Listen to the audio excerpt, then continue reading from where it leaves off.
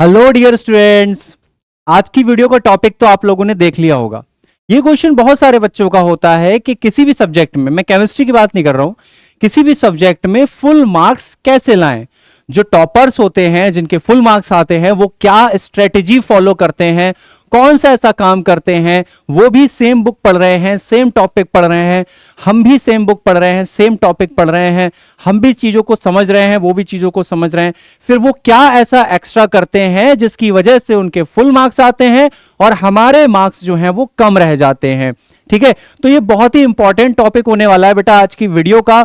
और काफी बच्चों का ये डाउट रहता है कि सर हम ऐसा क्या करें, स्ट्रेटेजी क्या होनी चाहिए। हम मेहनत तो बहुत करते हैं बट फिर भी एग्जाम टाइम में क्या हो जाती है, हमारे साथ कुछ ना कुछ प्रॉब्लम हो जाती है, या फिर एग्जाम को जैसे ही पेपर हाथ में आता है, पेपर को देखते ही हमें कुछ अजीब सा लगता है और हम करने वाले कुछ होते हैं, कर कुछ बैठते हैं, जिस वजह से 1 या 2 नंबर या 4 नंबर या 5 नंबर का हमारा छूट जाता है, कट जाता है, जिसकी वजह से हमारे फुल मार्क्स नहीं आ पाते। और ये वीडियो उन बच्चों के लिए भी है जो बिल्कुल भी इस वक्त तो मेहनत नहीं कर रहे हैं, लेकिन शायद इस वीडियो को देखने के बाद वो मेहनत करना स्टार्ट कर दें। उनको पढ़ना काफी हार्ड लगता है, ठीक है, वो सोचते हैं कि 70 में से 70 लाने के लिए, लाना तो बहुत दूर की बात है, पास होने के लिए भी काफी मेहनत करना पड़ती है ना। और उसमें बहुत ज्यादा जोखिम है। जोखिम का मतलब है कि मतलब अपने जो है कंफर्ट जोन से बाहर आना पड़ता है, बहुत सारी चीजों को छोड़ना पड़ता है, मेहनत बिल्कुल बहुत ज्यादा करना पड़ती है, तब जाके हम पास हो पाते हैं। तो बेटा देखिए, पढ़ाई को अगर आप एक हार्ड वर्क मतलब ऐसे करके लेंगे कि आपको कोई मजदूरी करने जाना है, पढ़ाई को अगर आप ऐसे करके लेंगे तो फिर आपको वो बुरा लगेगा, इंटरेस्ट नहीं आएगा और आपको दुख भी होगा। दूसरी चीज, आपको इंटरेस्ट जिस चीज में नहीं आता है उस चीज में नींद आती है, थकान आती है, समझ में आता नहीं है। ठीक है, तो फिर ऐसा क्या किया जाए कि पढ़ाई हमें अपने नॉर्मल कामों की तरह लगने लगे। जैसे कि हम दिन भर के जो नॉर्मल काम करते हैं, जिनको करते हुए हम बिल्कुल भी नहीं थकते, उन्हीं की तरह पढ़ाई भी लगने लगे। तो पढ़ाई भी हमारी जिंदगी का एक हिस्सा बन जाए, जिसको हम आसानी से करते रहें और अपना काम चलता रहे। ठीक है, तो ये वीडियो बेटा आज की बहुत स्पेशल है, ध्यान रखिएगा। तो आज मैं आपको बताने वाला हूं, आज हम लोग केमिस्ट्री में की बात करेंगे। देखिए, शुरू के जो वीडियो है, मतलब वीडियो का जो आधा पार्ट है शुरू का, वो आप हर किसी चीज पे अप्लाई कर सकते हो, हर सब्जेक्ट पे अप्लाई कर सकते हो, और बाकी का जो आधा पार्ट होगा वो सिर्फ आप केमिस्ट्री पे अप्लाई करोगे। ठीक है, तो मैं आपको केमिस्ट्री पढ़ाता हूं, जैसा कि आप लोगों को पता है, पाठशाला 247 के यूट्यूब चैनल पर। तो इसलिए हम आज केमिस्ट्री की बात करेंगे। ठीक है, how to score 70 out of 70। ठीक है बेटा, 70 की बात क्यों कर रहे हैं, क्योंकि आपको पता है 100 मार्क्स का टोटल आपका केमिस्ट्री का होता है, जिसमें से 70 मार्क्स जो हैं आपके थ्योरेटिकल एग्जाम के होते हैं और बाकी का जो 30 मार्क्स होता है वो प्रैक्टिकल का होता है। ठीक है, तो चलिए शुरू करते हैं। देखिए, सबसे पहले आपको सिलेबस को समझना पड़ेगा कि सिलेबस हमारा क्या है। कम से कम आपको ये तो पता होना चाहिए कि आपका सिलेबस क्या है, ये बहुत ही इंपॉर्टेंट है। और हर सिलेबस में जो भी सिलेबस है उसमें जो भी चैप्टर है उसका वेटेज कितना है। वेटेज का मतलब कि वो चैप्टर कितना इंपॉर्टेंट है, कितने मार्क्स का आ सकता है। तो ये आपको बेटा कहीं भी मिल जाएगा, ये कोई एकदम नई बात नहीं है, मैं आपको कह रहा हूं। यूपीएमएसपी की वेबसाइट पर अगर आप जाएंगे तो वहां पर सिलेबस देखेंगे, ठीक है, यूपी बोर्ड सिलेबस 2024, तो उसके लिए आप अगर आप देखेंगे तो वहां पर आपको ये सिलेबस मिल जाएगा। सिलेबस में कौन से चैप्टर कितने अंक का लगभग आता है वो भी आपको वहां पर ऑलरेडी सब कुछ लिखा हुआ है। ठीक है, तो इसीलिए यहां पर अगर हम देखें तो आपको पता होगा 2 बुक्स होती हैं बेटा आपके पास। ठीक है, 2 बुक होती हैं आपके पास, एक होती है केमिस्ट्री की फर्स्ट बुक और एक होती है सेकंड बुक। फर्स्ट बुक की अगर बात करें तो फर्स्ट बुक में ये चैप्टर आपको आएंगे। ठीक है, तो ये मैं बात कर रहा हूं फर्स्ट बुक की। बुक फर्स्ट, जिसमें आपको फिजिकल केमिस्ट्री और इनऑर्गेनिक केमिस्ट्री देखने को मिलेगी। अगर मैं बात करूं ये 3 चैप्टर की, देखो 3 चैप्टर्स हैं, विलयन, वैद्युत रसायन और रासायनिक बलगतिकी। विलयन यानी सॉल्यूशन, वैद्युत रसायन यानी इलेक्ट्रोकेमिस्ट्री, रासायनिक बलगतिकी यानी कि केमिकल काइनेटिक्स। तो ये बेटा फिजिकल केमिस्ट्री का पार्ट है। फिजिकल केमिस्ट्री मतलब भौतिकी रसायन। ठीक है, इसमें आपको जो है थ्योरी पे ध्यान देना है, फॉर्मूला पे ध्यान देना है और साथ ही साथ न्यूमेरिकल्स की प्रैक्टिस करनी है। दूसरी चीज आती है आपकी चौथा और 5वां चैप्टर जो आपको देखने को मिलेगा। हालांकि इन चैप्टर्स का जो नंबर है वो एनसीईआरटी की बुक में अलग हो सकता है। एनसीईआरटी की बुक में बिलियन जो है वो 2nd नंबर पे आता है चैप्टर में। ठीक है, लेकिन यहां पर चूंकि पहला चैप्टर जो है हमारा सॉलिड स्टेट वो हटा दिया गया है, इसीलिए हम बिलियन को फर्स्ट चैप्टर मान के चलेंगे। समझ में आई बात? तो यहां पर नंबर 4 और number 5 D block, F block के तत्व आपको पढ़ना है बेटा, D and F block elements. उसके बाद आता है उप सह संयोजन यौगिक। ठीक है, यानी कि कोऑर्डिनेशन कंपाउंड्स। देखिए इन चैप्टर्स की थ्योरी आपको बहुत अच्छे से पढ़नी है, एनसीईआरटी से डायरेक्ट क्वेश्चन उठ के आते हैं, मैं आपको बता दूं। ठीक है, अलग से प्रैक्टिस कुछ नहीं करना है इनके लिए, अगर आप करें तो बहुत अच्छी बात है, लेकिन यहां पर इनके लिए आपको अलग से थोड़ी सी प्रैक्टिस करना पड़ सकती है, बट इनके लिए तो थ्योरी में पूरे पूरे एनसीईआरटी से लाइनें उठ के आ जाती हैं। ठीक, अभी सब बताऊंगा मैं कि किस में क्या पढ़ना है आपको। ठीक है, नेक्स्ट चीज देखते हैं, ये बात हो रही है सेकंड बुक की बेटा। देखो यहां पर जो आपको चैप्टर्स दिए हुए हैं ये बुक नंबर सेकंड के हैं। ठीक है, जो आपकी सेकंड एनसीईआरटी की बुक है उसकी बात हो रही है। सबसे पहला चैप्टर आपको पढ़ना है हेलो एल्केन और हेलो एरीन, दूसरा है आपका अल्कोहल फिनॉल एवं ईथर, उसके बाद एल्डिहाइड कीटोन एवं कार्बोक्सिलिक अम्ल, एमीन, जैवड़ू। ठीक है, इसको एमाइन बोलते हैं, जैवड़ू को बायोमोलिक्यूल्स बोलते हैं। अब अगर आप इनके वेटेज देखोगे तो देखो विलियन जो है वो बेटा लगभग आपको 8 नंबर का मिलेगा देखने को। ठीक है, उसके बाद वैद्युत रसायन से 7 नंबर के क्वेश्चन आते हैं, रासायनिक बलगतिकी से भी क्या होते हैं 7 नंबर के question, D and F block से लगभग 6 नंबर के क्वेश्चन आते हैं। देखो मैं आपको बता दूं इनका जो वेटेज है वो यहां पर दिया हुआ है, बट हो सकता है नंबर 1-2 आगे पीछे हो जाए, उसमें कोई दो राय नहीं है। ठीक है बेटा, उप संयोजन यौगिक, देखो पहले ये होता था कि इस चैप्टर से बहुत ही कम मार्क्स से क्वेश्चन आते थे, लेकिन ये चैप्टर आईआईटी और नीट जैसे कॉम्पिटिटिव एग्जाम में बहुत ज्यादा पूछा जाता है, इसीलिए जो सीबीएसई है उसने क्या किया, इसको बढ़ा दिया। ठीक है, तो एनटीए को हम लोग भी फॉलो कर रहे हैं, मतलब यूपी बोर्ड में भी एनसीईआरटी शुरू हो गई है, एनटीए के द्वारा पूरा सिलेबस जो है वो डिस्क्राइब होता है, तो इसीलिए इसका वेटेज थोड़ा सा बढ़ा दिया गया है। अब बात करिए हेलो एल्केन हेलो एरीन, बेटा क्या मिलेगा आपको 7 नंबर का, aldehyde ketone phenol ether sorry alcohol phenol एवं ईथर आपको 7 नंबर का मिलेगा, एल्डिहाइड कीटोन एवं कार्बोक्सिलिक अम्ल जो है वो लगभग 8 नंबर का मिलेगा आपको, एमाइंस जो है वो आपको 6 नंबर का मिलेगा, जैवड़ू जो है वो आपका क्या मिलेगा बेटा 7 नंबर का। देखो जैवड़ू जो होगा वो आपके लिए बहुत आसान पड़ जाएगा, क्योंकि जो बायोलॉजी वाले स्टूडेंट्स हैं अगर वो ध्यान देंगे तो जैवड़ू आप बायोलॉजी में भी पढ़ते हो, ठीक है, और यहां भी आप पढ़ोगे तो लगभग थोड़ा सा आपका मैच हो जाता है। वहां पर थोड़ा सा जो है बायो के टर्म्स में हम ज्यादा बात करते हैं, यहां पर केमिस्ट्री के टर्म्स में ज्यादा बात करते हैं। ठीक है, तो ये तो बात हो गई सिलेबस की, अब बात आगे करते हैं। देखो बेटा सबसे पहले आपको करना क्या है, आपकी जो केमिस्ट्री है वो 3 हिस्सों में डिवाइड होती है, आप लोगों को पता है। पहली होती है फिजिकल केमिस्ट्री यानी कि भौतिकी रसायन, उसके बाद आती है इनऑर्गेनिक केमिस्ट्री यानी कि अकार्बनिक रसायन, उसके बाद आती है आपकी कार्बनिक रसायन यानी कि ऑर्गेनिक केमिस्ट्री। ठीक है, तो यहां पर अगर आप कार्बनिक और अकार्बनिक रसायन को स्टडी करना चाहते हैं तो आपको फोकस करना पड़ेगा एनसीईआरटी पे बेटा। मैं यहां पर सारे बच्चों की बात कर रहा हूं, मैं सिर्फ उन बच्चों की बात नहीं कर रहा जो सिर्फ हमसे पढ़ते हैं, मैं यहां पर उन सभी बच्चों की बात कर रहा हूं जो कहीं भी पढ़ते हैं या फिर कहीं भी कोचिंग नहीं पढ़ते हैं। ठीक है, वो सारे बच्चे इस चीज को फॉलो करेंगे। एनसीईआरटी बेटा मस्ट है, क्या क्या इंपॉर्टेंट है, डायग्राम्स। पहली चीज केमिस्ट्री में डायग्राम्स बहुत ही कम होते हैं, अगर आपके पास बायोलॉजी है तो बायोलॉजी में डायग्राम्स पे बहुत ज्यादा फोकस करना है आप लोगों को, एनसीईआरटी के डायग्राम्स सीधे उठ के आ जाते हैं। ठीक है, और दूसरी चीज ये सिर्फ आपको 11th-12th में हेल्प नहीं करेंगे, ये आपको आगे जो आपका नीट आईआईटी वगैरह का जो एग्जाम होता है वहां भी बहुत ज्यादा हेल्प करने वाले हैं। दूसरा, एनसीईआरटी में जितने भी एग्जांपल्स दिए होते हैं जो सॉल्व्ड एग्जांपल्स होते हैं, ठीक है, वो आपको आपको जो है उसकी प्रैक्टिस करना है। साथ ही साथ इंडेक्स में जो क्वेश्चन दिए हुए होते हैं चैप्टर के बीच में हर टॉपिक के बाद, उनकी प्रैक्टिस आपको करना है। और लास्ट में जो एक्सरसाइज दी होती है उसकी आपको प्रैक्टिस करना है बेटा। एनसीईआरटी की इतनी चीजों को आप फॉलो करिए, आपका काम बन जाएगा। दूसरी बात आती है फिजिकल केमिस्ट्री। फिजिकल केमिस्ट्री को कैसे पढ़ना है, सबसे पहले तो आपको बेटा थ्योरी पे ध्यान देना है। देखिए फिजिकल केमिस्ट्री में क्या होता है, जो मैथ्स वाले बच्चे होते हैं वो क्या करते हैं, नॉर्मली वो फॉर्मूलाज को याद कर लेते हैं, उसको समझ लेते हैं और डायरेक्ट जो है न्यूमेरिकल्स की तरफ बढ़ जाते हैं, क्योंकि उन बच्चों को न्यूमेरिकल्स जो है वो सॉल्व करना काफी अच्छा लगता है। दूसरी चीज आती है बायो वाले बच्चे।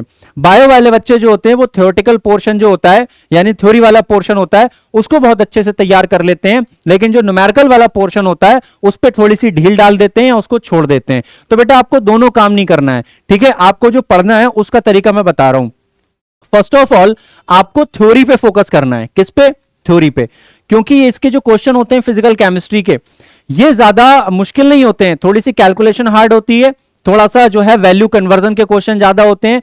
बाकी इनके क्वेश्चन ज्यादा मतलब इनमें आपको कॉन्सेप्ट लगाना नहीं होता है, सीधे फॉर्मूला रखना होता है, आंसर निकालना होता है। कैलकुलेशन थोड़ी सी हार्ड होती है कुछ चैप्टर्स की, जैसे इलेक्ट्रोकेमिस्ट्री हो गया आपका, ठीक है, सॉल्यूशन हो गया आपका, ठीक है, इसमें कैलकुलेशन आपको थोड़ी सी हार्ड देखने को मिलेगी। ठीक है, केमिकल काइनेटिक्स 3 ही चैप्टर हैं। तो न्यूमेरिकल्स जो हैं, सबसे पहले आपको थ्योरी पे जाना है, फर्स्ट आपको थ्योरी पे जाना है, देन आपको न्यूमेरिकल्स पे जाना है। ये बात याद रखिएगा बेटा, पहले आपकी थ्योरी मजबूत होनी चाहिए, उसके बाद सेकंड चीज आपकी न्यूमेरिकल होने चाहिए, क्योंकि अगर आप डायरेक्टली न्यूमेरिकल पे चले गए तो फिर कहानी खराब हो जाएगी। कई ऐसे क्वेश्चन आपके वहां पर बर्बाद हो जाएंगे जिनका आंसर जो है आपको थ्योरी से आसानी से मिल सकता था। ठीक है, तो पहले थ्योरी को बहुत अच्छे से समझ लेना है, उसके बाद न्यूमेरिकल्स पे।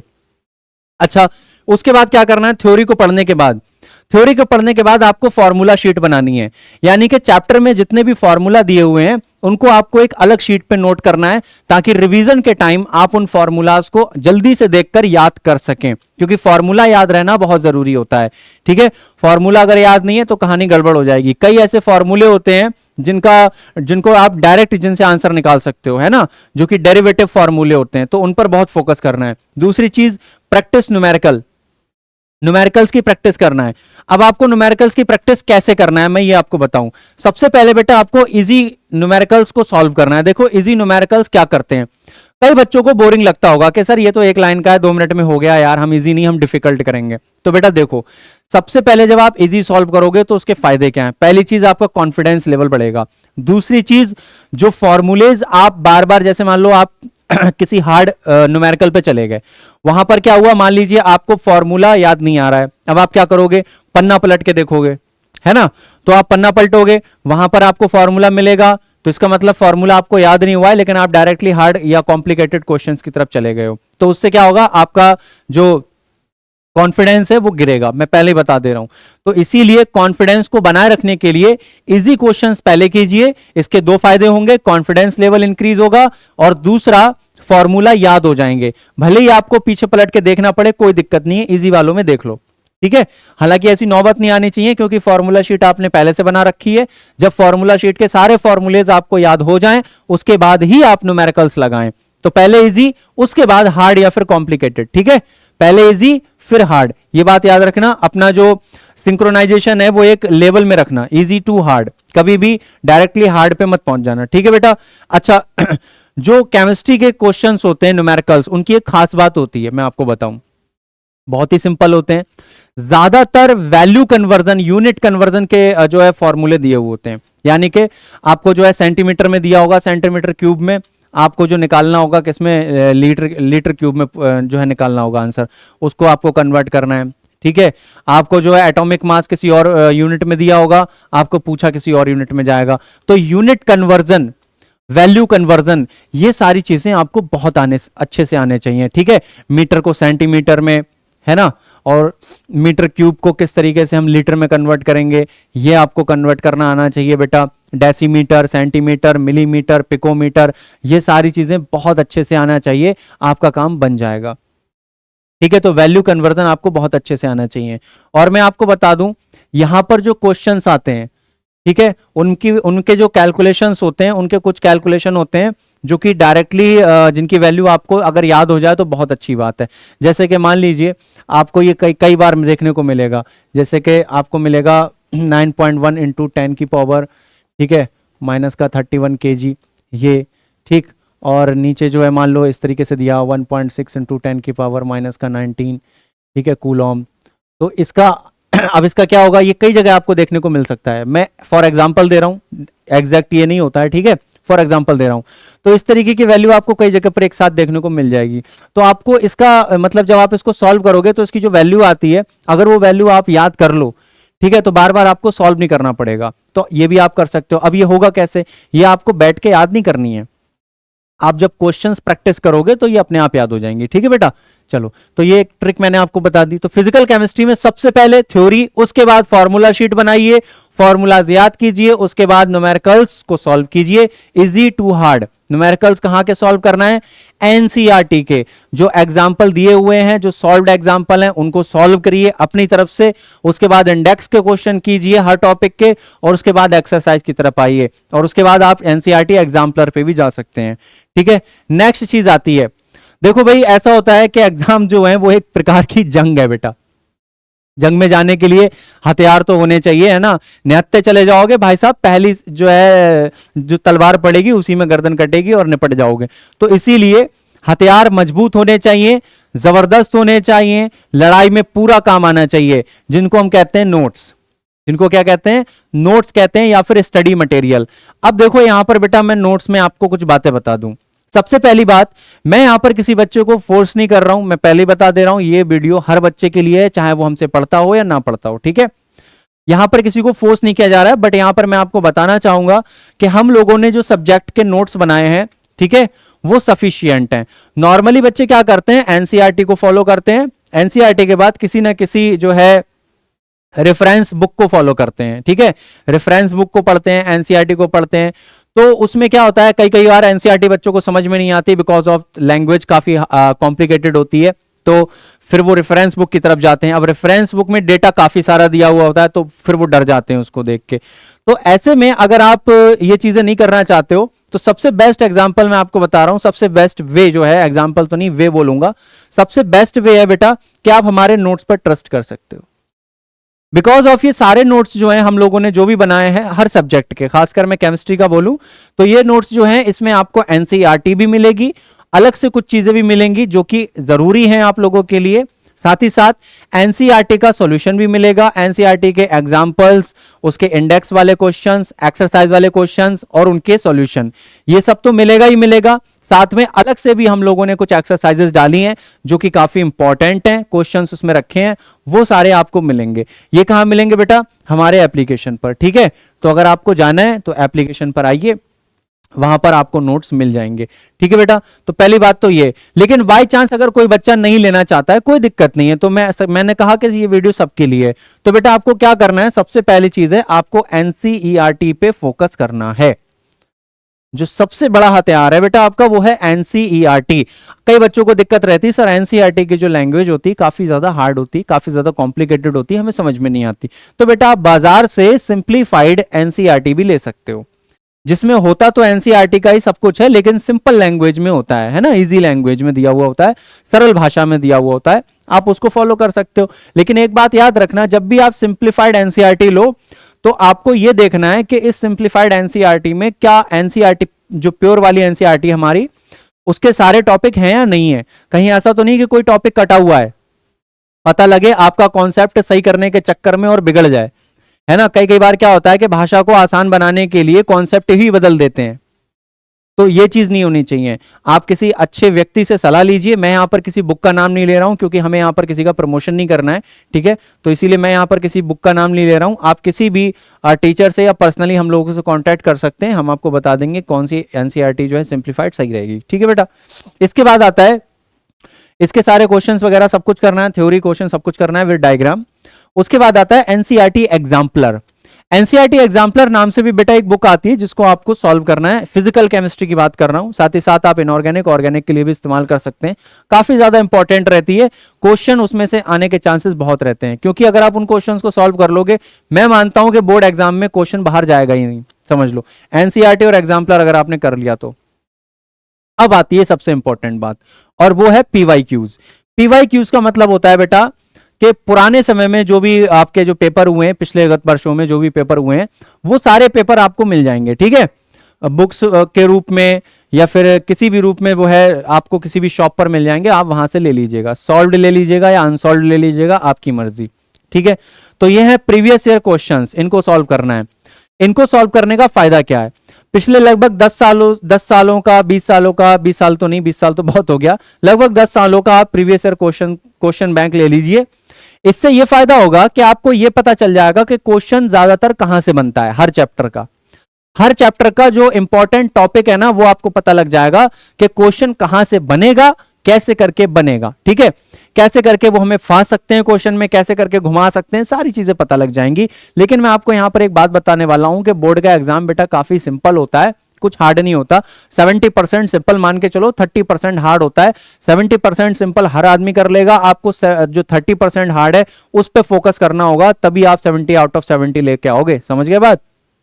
चलो, तो क्या क्या है, आप हमारे नोट्स पे ट्रस्ट कर सकते हो बेटा, ये तीनों चीजें इसमें मिल जाएंगी आपको, बल्कि इससे भी ज्यादा मिलेगा, ठीक है, इसलिए मैं बोल रहा हूं इन तीनों से भी ज्यादा मिलेगा, ठीक है। तो एनसीईआरटी अगर आप ये नहीं कर रहे हो तो एनसीईआरटी या फिर सिंप्लीफाइड एनसीईआरटी, एनसीईआरटी एग्जाम्पलर और साथ में पीवाईक्यूज इंपॉर्टेंट है, मस्ट, ठीक है। नेक्स्ट देखो, रिवीजन। आप जो भी पढ़ रहे हो, ठीक है। कई बच्चे सोचते हैं कि सर हम भूल जाते हैं, बहुत जल्दी भूल जाते हैं। बेटा देखिए, रिवीजन जो होता है ना, वो एक बहुत जबरदस्त चीज होती है। मान लीजिए रैंडमली आपके पास एक कॉल आता है, ठीक है, मैं एक छोटा सा एग्जांपल दे रहा हूं। रैंडमली आपके पास एक कॉल आता है, उधर से आवाज आती है, कहाँ है आप? कहते हाँ पापा अभी आया। पापा ने बोला तक नहीं कि मैं पापा बोल रहा हूं, ठीक है, हाँ पापा अभी आया। ऐसा क्यों है? कैसे पहचान लिया आपने उनकी आवाज को? अंधेरे में कभी दूर से आते होंगे ना, परछाई देख के बता दोगे बाप आ रहे हैं। ऐसा क्यों होता है? क्योंकि आप ना उनको डेली ऑब्जर्व कर रहे हो, आपका दिमाग उनको डेली देख रहा है, उनकी आवाज डेली सुन रहा है, तो दिमाग में वो बार बार रिवाइज हो रहे हैं, दिन में कई बार रिवाइज हो रहे हैं। तो उनकी परछाई, उनकी चाल, उनकी हाइट, पीछे से खड़े होंगे देख के पहचान लोगे आप। हल्की सी आवाज आ गई, अरे पापा आ गए। तो ये क्यों हो रहा है? बिकॉज ऑफ आप उनको क्या कर रहे हो? डेली रिवाइज कर रहे हो। ऐसे ही होते हैं बेटा हमारे दिमाग में ये कॉन्सेप्ट्स, आपको इनको रिवीजन करना है, ठीक है। कम से कम एनसीईआरटी आपको 2 या 3 बार तो पढ़नी पढ़नी है, एक एक लाइन जबरदस्त तरीके से 2 या 3 बार तो आपको पढ़नी पढ़नी है, ठीक है भाई। पहली बार तो देखो, एक बार तो सब पढ़ेंगे। आपको क्या करना है? आपको टॉपर बनना है, तो एक बार से काम नहीं चलेगा भाई, एक बार तो सभी पढ़ेंगे ना। आपको कम से कम 2 या 3 बार पढ़नी है, क्योंकि जब एनसीईआरटी की खासियत बता रहा हूं मैं आपको, जब भी आप एनसीईआरटी खोलोगे, दोबारा तिबारा पढ़ने बैठोगे, जब भी आप पढ़ने बैठोगे, आपको एक नई चीज मिलेगी हमेशा, कुछ ना कुछ नया मिलेगा, जो आप सोचोगे यार ये पिछली बार तो था इसमें या नहीं था। वो था बट आपकी आंखों में नहीं आया। इस बार आप पढ़ रहे हो, कुछ नया मिलेगा, अगली बार पढ़ोगे कुछ और नया मिलेगा। हर बार चीजें आसान होती जाएंगी, हर बार चीजें नई नई मिलती रहेंगी। जितनी बार पढ़ोगे उतनी बार कॉन्सेप्ट आसान होता हुआ दिखाई देगा। इसलिए बोल रहा हूं रिवीजन इज मस्ट। आप अपनी पढ़ाई कर रहे हो, पढ़ाई करते रहो, साथ में टाइम निकालो रिवीजन के लिए, समझ रहे हो? एक टाइम अलग से सेट करो रिवीजन के लिए, रिवीजन का पूरा एक फोकस बनाओ, कैसे करना है, क्या करना है। टाइम टेबल पे हमने एक वीडियो बनाई है, उसको जाके देखो। टाइम टेबल कैसे सेट करना है मुझे अपना, उस पे जाके देखो, वहां पर अपना टाइम जो है किस तरीके से मैनेज करना है वो जाके देखो। वहां समझो कि रिवीजन का टाइम कैसे निकालें। रिवीजन जरूरी है बेटा, वरना भूल जाओगे, नहीं याद रहेगा। ये देखो, आप कोई अनोखे नहीं हो, ये हर बच्चे की प्रॉब्लम है, और बच्चों की नहीं, ये बड़ों की भी प्रॉब्लम है। आपका काम पढ़ाई करना है, आप पढ़ाई वाली चीजें भूल जाते हो। मेरा काम पढ़ाना है, मैं कुछ चीजें भूल जाता हूं, मैं कुछ सोच के आता हूं वीडियो में ये बोलूंगा, कई चीजें भूल जाता हूं। ये सबके साथ होता है, ह्यूमन नेचर है यार, इसका कोई इलाज नहीं है। अब होता क्या है कि कई बच्चे बहुत जल्दी भूल जाते हैं, कई बच्चे बहुत देर में भूलते हैं, इसका भी रीजन है। अब कई बच्चे सोचते होंगे सर मेरे साथ ऊपर वाले ने जो है नाइंसाफी की है, ये पढ़ता है इसको एक ही बार में समझ में आता है, मैं पढ़ता हूं मेरे को 3 बार में समझ में नहीं आता। तो भाई साहब, इसका एक अगर बेनिफिट है तो इसका एक क्या कहते हैं ड्रॉबैक भी है, वो ये है कि जिसको जितनी जल्दी समझ में आती हैं चीजें, वो उतनी जल्दी भूलता भी है। बिकॉज ऑफ अगर मैं एक बार में चीज को समझ रहा हूं तो मेरा दिमाग उसको एक ही बार सुन रहा है, लेकिन आप 4 बार में समझ रहे हो, तो चौथी बार में आपको समझ में आई, तो यह मत समझो कि पहले के जो 3 बार आपने चीज को पढ़ा है वो बेकार गया। दिमाग ने उसको भी रिवाइज रखा है, उसको भी अपने अंदर स्टोर किया है। पहली बार पढ़ा, दूसरी बार पढ़ा, तीसरी बार पढ़ा, चौथी बार में समझ आ गया, यानी कि आपने 4 बार रिवीजन कर लिया उस चीज का, तो आपको याद भी देर तक रहता है। कहीं ना कहीं अगर बेनिफिट है तो कहीं ना कहीं ड्रॉबैक भी है, समझ रहे हो? तो भगवान ने किसी के साथ नाइंसाफी नहीं की है बेटा, ये बात याद रखना हमेशा, ठीक है। चलो, रिवीजन इज मस्ट, बहुत जरूरी है, नहीं करेंगे कहानी खराब हो जाएगी, सारा का सारा पानी फिर जाएगा बेटा अरमानों पे। रिवीजन का टाइम निकालिए अलग से, ठीक है। चलो, और कैसे टाइम निकालना है मैंने बताया, टॉपर्स का टाइम टेबल नाम की एक वीडियो हम लोगों ने बनाई है, वहां जाके आप देखो, उससे पता लगेगा कैसे करके टाइम को मैनेज करना है। चलो आगे, सबसे पहली चीज इंपॉर्टेंट है भैया, देखो इसमें बच्चे फंस जाते हैं, ये एक माया जाल है, बच्चे फंस जाते हैं, बहुत कहानी खराब हो जाती है। पहले बता दे रहा हूं, minimize resources maximize revision. Minimize resources का क्या मतलब है? जैसे कि कोई बच्चा है जो ऑफलाइन कोचिंग पढ़ रहा है, अब एग्जाम टाइम में वो क्या करता है, फटाफट से गया यूट्यूब पे, क्या कर रहा है, ये सर की वीडियो देख ली पूरी, उसके बाद दूसरे सर की वीडियो, तीसरे सर की वीडियो, चौथे सर की वीडियो, नोट्स उसने 5-5 जो है 6-6 टीचर्स के जो है पीडीएफ निकलवा के रख ली है। बेटा ये मायाजाल है, ये आपको ले डूबेगा, बता रहा हूं मैं, क्योंकि हर टीचर के पढ़ाने का तरीका अलग होता है ना, हर टीचर के पढ़ाने का तरीका अलग होता है। हर टीचर कुछ चीजें छोड़ देता है तो कुछ चीजें समझा देता है। पूरे टॉपिक की बात नहीं कर रहा हूं, कुछ इंपॉर्टेंट चीजों की बात कर रहा हूं। हो सकता है कि जो चीजें मैं पढ़ा रहा हूं, ठीक है, वो दूसरा टीचर नहीं बताता हो, एक आध पॉइंट की बात कर रहा हूं, हम जो भी नोट्स बनाते हैं, जो भी पढ़ाते हैं, उनमें एक आध पॉइंट ऐसा होता है जो हम नहीं बता पाते, दूसरा टीचर बताता है, दूसरा टीचर नहीं बताता, हम बता देते हैं। ये सबके अंदर होता है। कोई भी जो है एग्जैक्ट कॉपी नहीं बोलता यहां पर आकर। आपको किसको फॉलो करना है?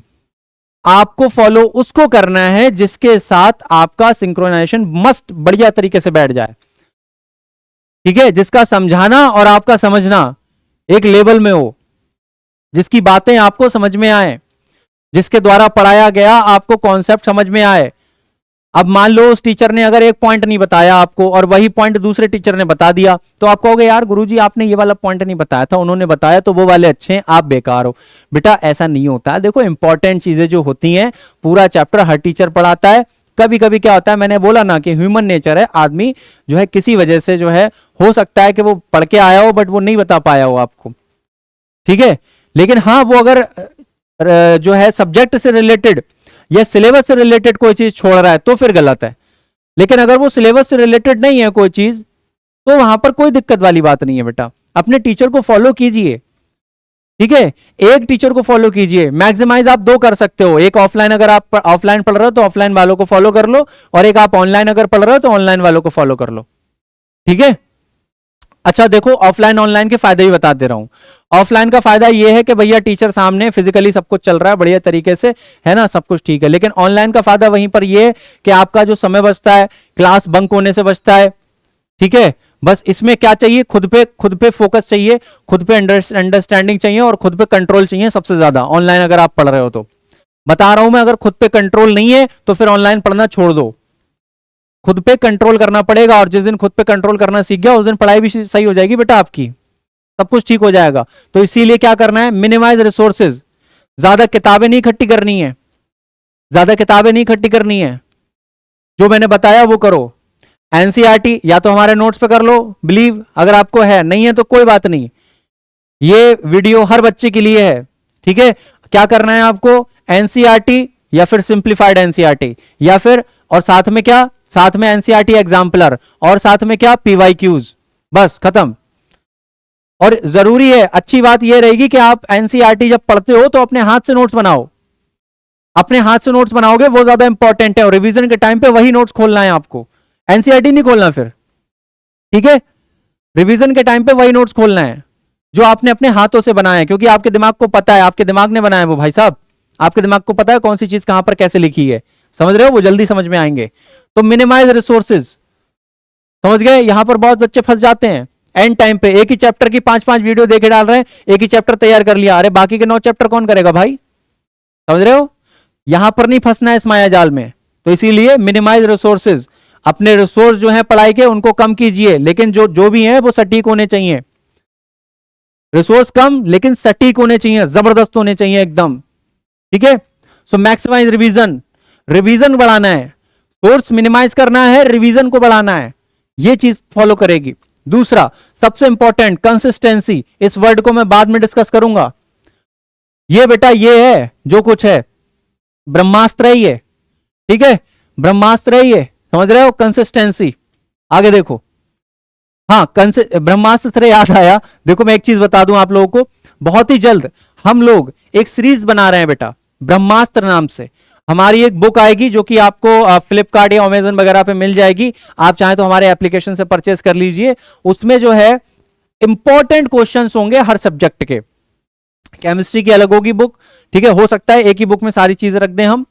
उसमें क्या होगा, क्वेश्चंस होंगे इंपॉर्टेंट, और उसमें हम ये गारंटी करते हैं कि लगभग 95% से ज्यादा पेपर उसी में से आएगा, ठीक है। हम कोशिश कर रहे हैं कुछ ऐसा बनाने की कि आपका 95% से अधिक जो है पेपर उसी में से आएगा। तो आपको फिर क्या करना है, उसमें हम क्या डालेंगे, एनसीईआरटी के क्वेश्चंस भी होंगे, एग्जाम्पलर्स भी होंगे, और ये आपको बिल्कुल लास्ट में फॉलो करनी है, या फिर इस पे आपको मेहनत करना ही नहीं है। मैं आपको बताऊं, आपको सिर्फ बुक ले लेना है, और जब हम वीडियो रिलीज करेंगे ब्रह्मास्त्र की, उसको बताएंगे कैसे सॉल्व होगा, आपको बस वो वीडियो देख लेनी है, ठीक है। बस इतना काम करना है, काम हो जाएगा। फिलहाल हम उसकी तरफ नहीं जाते, यहां पर प्रमोशन वगैरह नहीं कर रहे हैं हम, ठीक है। कंसिस्टेंसी की बात अभी करेंगे, आगे देखो। तो ये समझ गए, सबसे इंपॉर्टेंट है, यहां पर बच्चे फंसते हैं। मिनिमाइज रिसोर्स करना है बेटा आपको, ठीक है, ज्यादा चीजों को नहीं देना है इधर उधर, जितना भागोगे उतना फंसोगे। मैक्सिमाइज रिवीजन, रिवीजन को मैक्सिमाइज करना है, बढ़ाना है। अगला आता है stay positive, stay confident. Exam कितने भी नजदीक आ गए हो, एग्जाम कितने भी नजदीक आ गए हो, सिलेबस कितना भी हो गया हो, डरना नहीं है।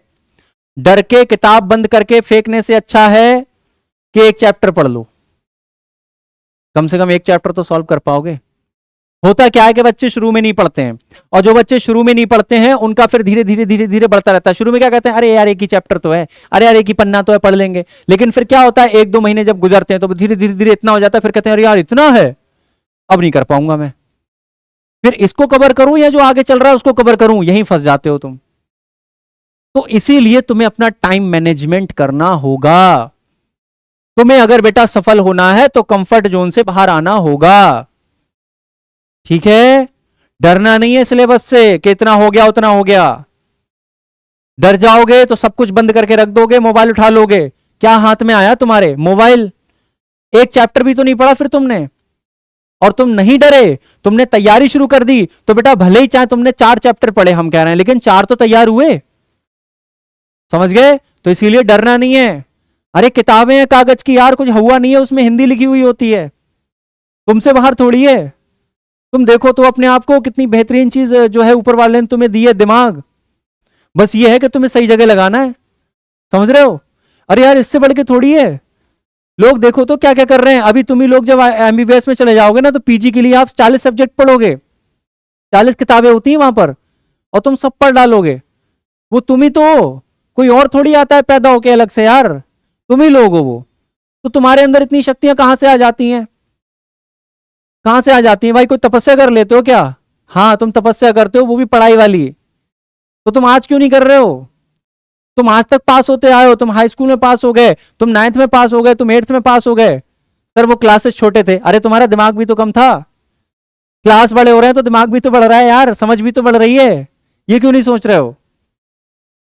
कहानी को समझो मेरे भाई, मेरे दोस्त, कहानी को समझो। तो इसीलिए डरना नहीं है, स्टे पॉजिटिव, हमेशा पॉजिटिव सोचो। ये मत सोचो कि यार इतना हो गया, इतना नहीं होगा, अब मैं क्या कर पाऊंगा, क्या नहीं कर पाऊंगा, इसलिए मैं पढ़ूंगा ही नहीं, अगली साल से मेहनत करूंगा। वो अगली साल कभी नहीं आता। फिर अगले साल तुम फिर यही करोगे, फिर कहोगे कि अगली साल से करूंगा। नहीं, जो कुछ है आज है, समझ रहे हो। जो कुछ है आज है। तुम आज जो कर रहे हो वो तुम्हारा फ्यूचर डिसाइड करेगा। और ये चीज तुम कई जगह मोटिवेशनल वीडियो में देख चुके हो। पता सबको है कि मेहनत करने से फ्यूचर सुधरता है। करता कौन है? डिपेंड ये करता है। बनना सब चाहते हैं, मैं टॉपर बनना चाहता हूं, मैं डॉक्टर बनना चाहता हूं, मैं पीएम बनना चाहता हूं। लेकिन सवाल यह है कि उस पीएम बनने के लिए तुम आज क्या कर रहे हो? जो तुम आज कर रहे हो वही तुम्हें दिखाई देगा फ्यूचर में। तुम आज मोबाइल चला रहे हो, फालतू में अपना टाइम वेस्ट कर रहे हो, तो भाई साहब तुम्हारी जिंदगी भी वेस्ट हो जाएगी फ्यूचर में। कोई जादू नहीं होने वाला बेटा। ये सिर्फ किताबों में होता है, मूवीज में होता है। आईपीएस की तैयारी कर रहे हैं, उसमें जिम करते हुए दिखाते हैं, 5 मिनट के अंदर आईपीएस बन के लड़का तैयार, ठुकरा के मेरा प्यार इंतकाम देखेगी। ये सिर्फ मूवी में, गाने में होता है, हकीकत में नहीं होता। अगर होता हो तो करके दिखा दो। नहीं होता है भाई, नहीं होता है ऐसे। तुम्हें मेहनत करनी पड़ेगी, तुम्हें मेहनत करनी पड़ेगी। बूंद बूंद करके तुम्हें घड़ा भरना पड़ेगा बेटा। तुम सोचोगे एकदम मैं अपने अंदर कोई समुंदर संभालूं, कुछ नहीं होने वाला, वो कुछ नहीं होने वाला, समझ रहे हो। कोई यूनिक पर्सनालिटी नहीं होती यहां पर, सब मेहनत करके बनते हैं। और जो ये मोटिवेशनल वीडियोस देते हैं, दार्शनिकों की तरह बातें करते हैं कि ठीक है अपनी लाइफ पे ध्यान दो, मजे लो, ये करो वो करो, बेटा ये खुद जब पैसे वाले हो जाते हैं ना, तब जाके ये दार्शनिक बनते हैं। मैं बता रहा हूं तुम्हें, मैं बता रहा हूं तुम्हें लाइफ के बारे में। कोई स्ट्रगल करता हुआ बंदा, कोई स्ट्रगल करता हुआ बंदा अगर इस तरीके की बातें करता हो तो बताओ। ये लोग स्ट्रगल कर चुके हैं। वॉरेन बफेट को ले लो, बिल गेट्स को ले लो, कि वो हाई स्कूल पास नहीं थे इसलिए वो हो गए। अरे भाई साहब, तो वो कितने लोग हैं ऐसे स्कूल छोड़ के जो सक्सेसफुल हुए? कितने लोग हैं? 10, 12, 20, 100? फिर ये भी तो देखो कि स्कूल छोड़ के बर्बाद कितने हुए हैं। लाखों में संख्या है उनकी, समझ रहे हो। तो इस चीज को याद रखो, ठीक है बेटा। मैं यहां पर डिमोरलाइज नहीं कर रहा हूं आप लोगों को, मैं हकीकत दिखा रहा हूं। दार्शनिकों की तरह बातें वही करता है जो ऑलरेडी सक्सेसफुल होता है। Life is very important, life को एंजॉय करो, ठीक है, ज्यादा टाइम काम मत करो। ये वही करता है जो काम कर चुका होता है, जिसके पास सब कुछ होता है, जो सेट होता है अपनी जिंदगी में। कोई स्ट्रगल करता हुआ बंदा मेरे को ये बात करते हुए दिखा दे, नहीं कहेगा। क्योंकि उसको पता है मेरे को स्ट्रगल करना है। कोई जो है 10,000 रुपए महीना काम करता हुआ बंदा ये कह दे कि मेरे को जो है, अरे यार मेरे को लाइफ पसंद है, लाइफ में टाइम स्पेंड करना है, मेरे को पैसे से कुछ नहीं होता। भाई साहब बहुत कुछ होता है, मेहनत करना पड़ेगी। 3 फेज होते हैं, 2 फेज, एक होता है मेहनत का, एक होता है आराम करने का। तो मेहनत वाली उम्र में आराम अगर करोगे तो आराम वाली उम्र में मेहनत करनी पड़ जाएगी, समझ रहे हो? तो मेहनत यहां करो जो उम्र है, अभी कर सकते हो तो करो, और जब आराम का वक्त आएगा तो आराम मिलेगा। ठीक है बेटा, चलो तो स्टे पॉजिटिव, किसी की बातों में नहीं आना है। तुम्हारे अंदर बहुत दिमाग है, बहुत हिम्मत है, बहुत ताकत है, तुम कुछ भी कर सकते हो, तुम्हें कोई रोकने वाला नहीं है। ये अपने ऊपर कॉन्फिडेंस रखो, स्टे कॉन्फिडेंट। ठीक है, तुमसे बढ़ के थोड़ी किताबें यार, अबे तुमसे बढ़ के क्या है, पूरी पूरी कहानियां याद कर लेते हो तुम, समझ रहे हो? चलो आगे। Dreams without goals are just dreams. इसका मतलब ये हुआ, जैसे कि कई बच्चे होते हैं, अभी अभी मैंने बोला सर मैं पीएम बनना चाहता हूं, सर मैं डॉक्टर बनना चाहता हूं, चाहते सब हैं, कोई भिखारी की तरह मरना नहीं चाहता है, चाहते सब हैं अपनी जिंदगी में कुछ ना कुछ करना। लेकिन सवाल यह है कि जो आप चाह रहे हो उसके लिए आज आप क्या कर रहे हो, दैट्स इंपॉर्टेंट। तो अपने ड्रीम्स रखो गोल के साथ, फोकस होना चाहिए ऑलरेडी पहले से, गोल होना चाहिए एक बड़ा गोल बनाओ, लेकिन उस गोल को छोटे छोटे गोल्स में डिवाइड करो, जिसका पहला चरण होगा तुम्हारा हाई स्कूल, तुम्हारा 11th या तुम्हारा 12th। पहले मुझे यह करना है, उसके बाद मैं वहां पहुंचूंगा। तुम बताओ, जीने पे जब तुम चढ़ते हो तो छत पे तुम्हें जाना होता है तो क्या एकदम पैर रख देते हो छत पे? नहीं ना, क्या करते हो? पहली सीढ़ी पे पैर रखते हो, जमा के, वो भी ताकि गिर ना जाऊं, चेक करते हो उसको, टूट ना जाए सीढ़ी, है ना? तब जाके आप फिट होते हो, एक एक स्टेप चढ़ के ऊपर बढ़ते हो। वो करना है तुम्हें यहां पर। तो ड्रीम्स होने चाहिए लेकिन with goals, not without goals. Without goals अगर आप ड्रीम देखोगे कि मैं ये करना चाहता हूं, मैं वो करना चाहता हूं, लेकिन मैं आज क्या कर रहा हूं उसके लिए कुछ नहीं, तो बेटा वो ड्रीम है, ड्रीम रह जाएगा तुम्हारा, सपना सपना रह जाएगा। ठीक है, सपना बोलना छोड़ दो, एम बोलना शुरू करो, गोल बोलना शुरू करो। ये मेरा गोल है, ये मेरा एम है, समझ रहे हो? चलो आगे देखो, ये बहुत ही इंपॉर्टेंट और बहुत ही फेमस लाइन है, मैंने कहीं सुनी थी या मैंने कहीं पढ़ी थी, बट मुझे याद है। क्यों? क्योंकि इसने मेरे जहन पर बहुत ही गहरी छाप छोड़ी है। देखो इसको क्या लिखा है, without commitment you will never start. इस लाइन का मतलब है कि जब तक आप खुद से कमिटमेंट नहीं करोगे, जमाने से नहीं कहना, देखो मम्मी से नहीं कहना मम्मी मैं आपको बन के दिखाऊंगा, पापा मैं आपको बन के दिखाऊंगा, उन्हें तो दिखा दोगे तुम। मेरे भाई पहले खुद से तो कमिटमेंट करो, मेरे दोस्त पहले खुद से कमिटमेंट करो कि मुझे जो है फालतू के काम छोड़ना है। एक कमरे में बंद हो, शीशे को देखो, वहां पर सामने उसके बोलो तुझे इस बार 70 में से 70 लाने हैं, तुझे इस बार टॉप करना है और तू कर सकता है। अपने आप से कमिटमेंट करो, और जब तक आप ये कमिटमेंट नहीं करोगे, जब तक आप ये नहीं कबूलोगे, तब तक आप उस काम को स्टार्ट नहीं कर सकते जो आपको करना चाहिए। इसका मतलब यही है, without commitment you will never start. अब कमिटमेंट तो कर दिया खुद से कि मैं डॉक्टर बनूंगा, मैं इस बार 12th में 70 आउट ऑफ 70 लेके आऊंगा, केमिस्ट्री में, फिजिक्स में, बायोलॉजी या मैथ्स में, जिसमें भी करूं। लेकिन उसके लिए करोगे क्या, यह भी तो इंपॉर्टेंट है। स्टार्ट तो कर दिया है, अब कोई काम स्टार्ट किया है तो फिनिश भी तो करना है, कोई काम स्टार्ट किया है तो फिनिश भी तो करना है। तो फिनिश करने के लिए क्या जरूरी है? कंसिस्टेंसी। इसकी बात कर रहा था मैं। कंसिस्टेंसी का मतलब होता है लगातार चीजों को करना। कंसिस्टेंसी का मतलब है चीजों को लगातार करना। रोज एक चैप्टर पढ़ना, भले ही एक क्वेश्चन पढ़ना, लेकिन रोज पढ़ना विद कंसिस्टेंसी। कोई दिन नहीं छोड़ना चाहिए। एक आध दिन चलो चीट मार लिया, कोई दिक्कत नहीं है, लेकिन दोबारा फिर वैसे ही शुरू हो जाना चाहिए। छोड़ना नहीं है किसी चीज को, समझ रहे हो बात? तो यहां पर देखो ध्यान से, without commitment you will never start. जब तक आप खुद से कमिटमेंट नहीं करोगे, आप कभी किसी चीज को स्टार्ट कर ही नहीं पाओगे। और without consistency, but without consistency you will never finish. जब तक आप कंसिस्टेंसी नहीं रखोगे अपने काम में, अपने काम के प्रति जो है कंसिस्ट नहीं रहोगे, रेगुलर नहीं रहोगे, तब तक आप उस काम को फिनिश नहीं कर पाओगे। तो बेटा कोई काम अगर आपने स्टार्ट किया है तो उसको फिनिश भी तो करना है, दोनों चीजें हैं। सबसे पहले कमिटमेंट करो अपने आप से कि मेरे को ये करना है, करना है, करना है। और बेटा नहीं करना तो फिर ये वीडियो छोड़ के जाओ, क्यों देख रहे हो? है ना, वीडियो देख रहे हो, इसका मतलब आपके अंदर लगन है, आपके अंदर जज्बा है, आप कुछ करना चाहते हो। और जैसे ही वीडियो खत्म हो, अपने आप से जाके कहो कि मेरे को ये काम करना है, और फिर शुरू हो जाओ कंसिस्टेंसी के साथ। समझ रहे हो? ठीक है, तो इतना काम करना है। तो आई होप आपकी वीडियो अच्छी लगी, समझ में आया क्या करना है क्या नहीं करना है। ये वीडियो सारे बच्चों के लिए है, सिर्फ उनके लिए नहीं जो पाठशाला 247 पे पढ़ते हैं, सारे बच्चों के लिए। फोकस करिए बेटा अपने आप पर। देखिए आपका व्यक्तित्व कहां है, क्या आप इसी लायक हैं कि बैठ के कहीं पर गप्पे मार रहे हैं? भगवान ने आप लोगों को जिंदगी दी है, आपके माँ बाप ने आप लोगों को पाला पोसा है, आपके भाई बहन है, ठीक है, अभी वो आपको पाल रहे हैं, सब कुछ ठीक है। उसके बाद क्या हो सकता है? तुम्हारे पास बहुत ज्यादा पैसा हो, तुम्हारे पापा के पास बहुत ज्यादा पैसा हो, तुम्हारा बिजनेस बहुत अच्छा चलता हो, तुम उस बिजनेस में अपना करियर बनाना चाहते हो, लेकिन तुमने खुद क्या उखाड़ा जिंदगी में? भाई खुद कुछ करके दिखाना है, ठीक है?